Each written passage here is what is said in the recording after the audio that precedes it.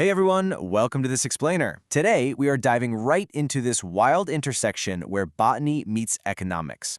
We're going to look at one specific absolute garden showstopper that has these incredible evolutionary traits and, well, a surprisingly massive market value to match. So, if you've ever stood at a nursery wondering why on earth certain plants command such an insane premium, you are definitely in the right place. Okay, let's kick things off with a number that might actually make you do a double take. 1,500 Malaysian ringgit. That is the literal, real-world price tag a gardener recently ran into for just a single plant at a local nursery. I mean, that's a serious investment, right? Which immediately begs the question, what kind of plant could possibly justify such a steep asking price? Section 1. A costly garden showstopper. To wrap your head around this premium, you really have to appreciate its totally mesmerizing visual impact. It's been perfectly described as a plant that looks like a cascade of red petals. It's just this irresistible, super vibrant display that literally stops you in your tracks. You see it, and you instantly want it for your own collection. But here's the kicker. That stunning first impression, it's hiding a pretty clever secret.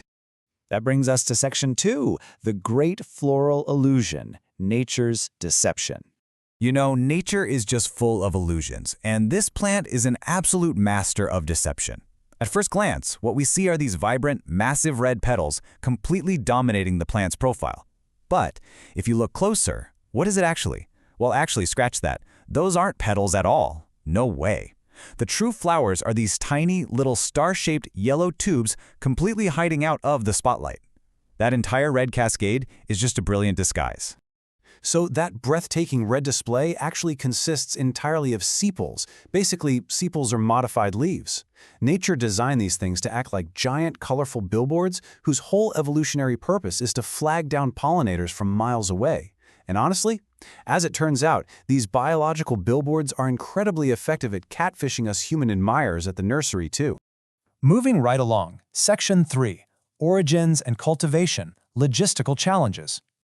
So the mastermind behind this botanical illusion is the Red Mussaenda. Scientifically, mussaenda-erythrophylla, or sometimes called the red Ashanti blood. It's a perennial shrub native to West Africa.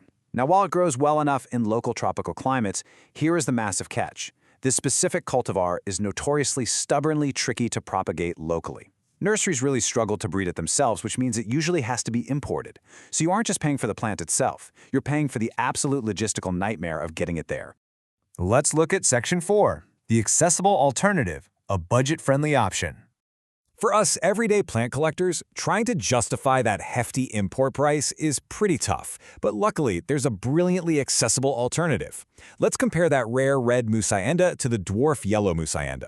While the red is huge, imported, and incredibly expensive, the dwarf-yellow is smaller, way more accessible, and super easy for local nurseries to propagate.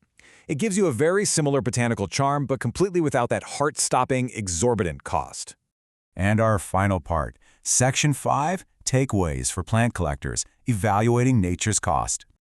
The big takeaway here is really understanding the true costs behind imported beauty and these wild botanical illusions. That crazy price tag of the Red Mussaenda isn't just a random number. Sure, it's that brilliant evolutionary design of those red sepals pulling us in, but the cost is ultimately driven by the invisible labor of global cultivation.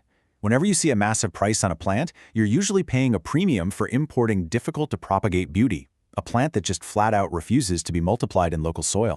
So I'm going to leave you with this final thought to chew on as you tend to your own gardens or build out your plant collections. How do you personally weigh the breathtaking allure of a super costly, rare import against the accessible, easy-to-grow charm of nature that's right in front of you? Is that red cascade actually worth the 1,500 ringgit, or is the locally grown dwarf yellow just as satisfying? Thank you so much for joining me for this explainer, and hey, happy collecting!